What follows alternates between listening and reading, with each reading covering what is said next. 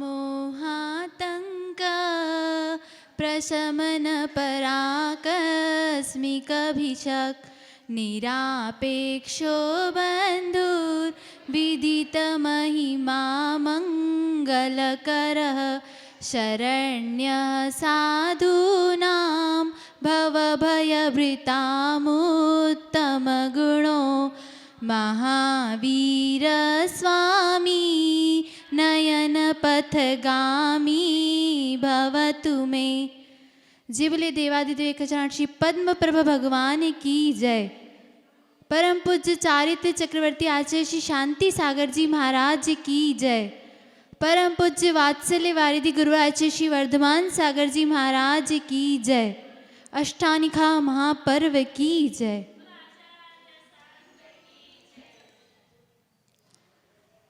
आचार्य श्री जिनसेन स्वामी अपने आदि पुराण में श्रोता 14 प्रकार के श्रोताओं को बताते हैं। श्रोता कौन होता है? सुनने वाला। और वक्ता कौन होता है? बोलने वाला। तो वक्ता वो ही श्रेष्ठ माना जाता है जो कि महापुरुषों की 63 शलाका पुरुषों की कथा को कहता है। कथा के बहुत सारे भेद होते हैं। आक्षेपणी, निक्षेपणी, संवेदिनी, निर्वेदिनी, अर्थकथा, भक्त कथा, स्त्री कथा, ऐसे बहुत सारे भेद है। जिसमें धर्म कथा, जिसमें महापुरुषों की जीवन को दर्शाया गया है, वो धर्म कथा ही सबसे श्रेष्ठ मानी गई है। या फिर संवेदिनी, निर्वेदिनी। संवेदिनी मतलब जो पुण्य के फल को कहती है वो संवेदिनी कथा। और निर्वेदिनी जो संसार के स्वरूप को बताती है, वैराग्य को का दर्शन कराने वाली कथा है, वो निर्वेदिनी कथा। तो जो इनको कहता है वो ही वक्ता श्रेष्ठ माना गया है। ये तो हो गई वक्ता की बात। अब श्रोता कैसा होना चाहिए? तो जैसे कि जिनसेन आचार्य अपने आदि पुराण में बताते हैं, तो उसमें 14 प्रकार के श्रोताओं को बताते हैं। तो पहला श्रोता मिट्टी के समान। मिट्टी में जब पानी डालता है तो वो क्या हो जाती है? नरम हो जाती है। और फिर बाद में वापस पानी सूखता है तो वो कठोर हो जाती है। ऐसे ही उस प्रकार का श्रोता सुनते समय तो उसका मन निर्मल हो जाता है, और थोड़ी देर बाद वापस जैसे ही सभा में सुनते हैं तो तब तक तो ऐसा लगता है हाँ मैं तो ऐसे ही करूँगी, हाँ बिल्कुल सही है सब, मैं ऐसे ही करने वाली हूँ। और फिर जाके बाहर निकल के वापस वैसे के वैसे। दूसरा चलनी के समान। चलनी क्या करती है? आप छानते हो ना आटा, ये तो ऊपर जो कंकर या फिर कुछ भी उसमें खराबी रहती है वो क्या होती है? ऊपर रह जाती है, और नीचे सारभूत पदार्थ नीचे गिर जाता है। तो चलनी, जो श्रोता चलनी जैसा रहता है वो क्या करता है? सारभूत तत्व को तो छोड़ देता है, और जो सारभूत नहीं है उसको ग्रहण कर लेता है। कंकर अपने लिए ग्रहण कर लेता है। तीसरा बकरे के समान।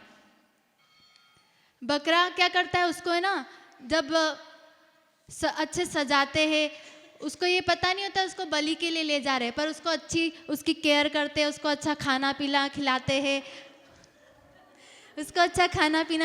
हैं, उसको माला पहनाते हैं। तो वो है ना भूल जाता है कि मेरे को अभी तो सम्मान दे रहे हैं और बाद में मेरे प्राण को हरण करने वाले। तो ऐसा जो श्रोता रहता है, बकरे के समान वाला जो श्रोता रहता है, वो जब शास्त्रोपदेश सुनता है तो जो श्रृंगार की बात आती है वो सिर्फ श्रृंगार के रस को सुनता है और उसी में डूब जाता है, और उसकी जो सारभूत तत्व है उसको वो भूल जाता है। जैसे कि वो उसके सम्मान में मग्न हो जाता है और ये भूल जाता है कि उसके बाद में प्राण लिए जाएंगे, वैसे ही वो श्रृंगार में डूब जाता है और उसे ये पता ही नहीं चलता है कि सारभूत तत्व क्या है। तो ये तीसरा कौन सा हुआ? बकरे के समान। चौथा हुआ बिल्ली के समान। बिल्ली को कितना भी, बिल्ली को जब पालते हैं ना जो, तो उसको क्या खिलाते हैं, अच्छी अच्छी चीज़ें खिलाते, दूध पिलाते, ये पिलाते। पर जैसे ही चूहा आता है ना, तो आपके सब उपदेश गए और वो चूहे पे आक्रमण करती है। वैसे ही है ना, वैसे ही बिल्ली, जो श्रावक बिल्ली के समान रहता है, श्रोता, वो क्या करता है कि है ना, कितना भी उसको धर्म का उपदेश दे दो, वो अपनी क्रूरता नहीं छोड़ता है और वो अपने क्रूर परिणाम को नहीं छोड़ता है। तो कौन सा हुआ चौथा? बिलाव, बिल्ली के समान। पांचवा तोते के समान। तोता दो प्रकार के होते तोते, एक तो मन सहित और एक मन रहित वाले।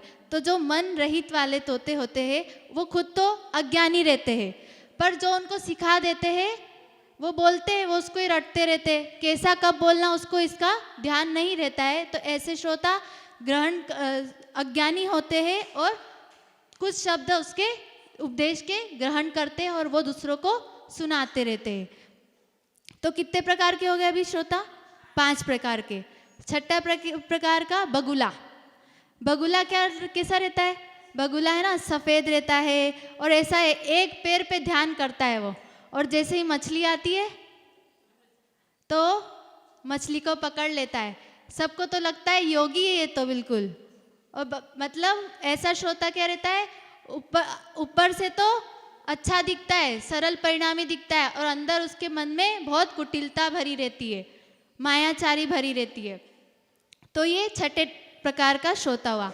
अब 7वें प्रकार का पाषाण। पाषाण कैसा रहता है? ऊपर से भी कठोर और अंदर से भी कठोर। तो जो ऐसे श्रोता रहते हैं वो क्या करते हैं, उनके ऊपर कोई असर नहीं करता है जिनवाणी का उपदेश का, वो उनके मन को बिल्कुल भी पिघलाता नहीं है। जैसे कि पत्थर के अंदर जल प्रवेश करता है क्या? नहीं करता है। ऊपर भी नहीं ठहरता है और अंदर भी प्रवेश नहीं करता है। वैसे वो ऊपर भी उनके उपदेश नहीं जाता है और अंदर जिनवाणी रूपी उनके जल से उसका सिंचन नहीं होता है। अगला श्रोता है सांप के समान। सांप को क्या पिलाते? दूध पिलाते, और वो देता क्या है? जहर देता है। तो ऐसा श्रोता है ना, अच्छा सारभूत तत्व भी ग्रहण नहीं करता, उसके लिए वो सब विष रूप हो जाता है। और फिर अगला श्रोता कौन सा है? हंस के समान। हंस क्या करता है? पानी और दूध मिला रहता है तो क्या ग्रहण करता है? क्या ग्रहण करता है? दूध को पीता है और पानी को छोड़ देता है।